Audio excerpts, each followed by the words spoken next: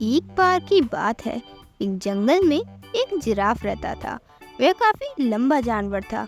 उसकी गर्दन बहुत लंबी थी, जिसके कारण वह ऊंचे पेड़ों की पत्तियां खा सकता था। एक दिन जंगल में 3 जंगली भैंसे भोजन की तलाश में घूम रहे थे। घूमते घूमते वह उस स्थान पर पहुंचे जहां पर जिराफ एक ऊंचे पेड़ की पत्तियां खा रहा था। उनका मन भी पेड़ की पत्तियां खाने का हुआ, लेकिन उनकी जिराफ जैसी ऊंचाई नहीं थी, ना ही उनकी गर्दन लंबी थी। इसलिए वह जिराफ से बोले, जिराफ भाई, थोड़े पत्ते हमें भी दे दो, हम भी इन पत्तों का स्वाद चखकर देखें। तुम्हें पेड़ के पत्ते खाने हैं तो खुद तोड़ लो।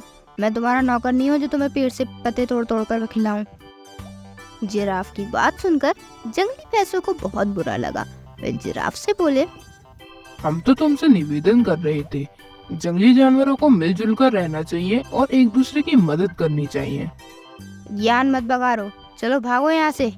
जिराफ ने गुस्से भरे स्वर में कहा। तीनों जंगली भैंसे मैदान की घास चरने लगे। तभी अचानक वहाँ पर एक शेर आ गया। वह बहुत दिनों से भूखा था और एक बड़े शिकार की तलाश में था। उसने जब जिराफ को देखा तो सोचा, आज इस जिराफ का ही शिकार करूंगा और पेट भरकर इसका मांस खाऊंगा। जंगली भैंसों ने जब शेर को देखा तो वे भागकर गुफा में छिप गए।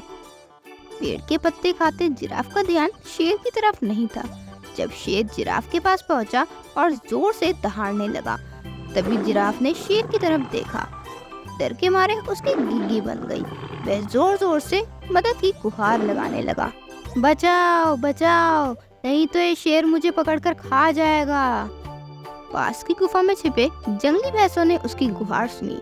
तब एक बोला, इस घमंडी जिराफ का यही अंजाम होना चाहिए।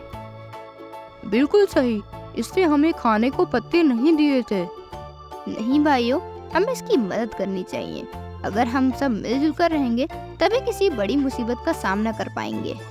दोनों भैंसों को तीसरे भैंसे की बात समझ में आ गई। तीनों ने जिराफ की सहायता करने का फैसला किया और गुफा से बाहर निकलकर शेर की तरफ बढ़ने लगे। शेर के पास पहुंचकर उन्होंने उसे ललकारा, अगर हिम्मत है तो हम तीनों का सामना कर। सामने 3 बलशाली भैंसों को देखकर शेर डर गया और वहां से भाग गया। जिराफ के जान में जान आई। उसका घमंड टूट चुका था। उससे अपनी गलती का पछतावा हुआ और उसने तीनों भैंसों से क्षमा मांगी और अंत में वह सब मिलजुल कर रहने लगे।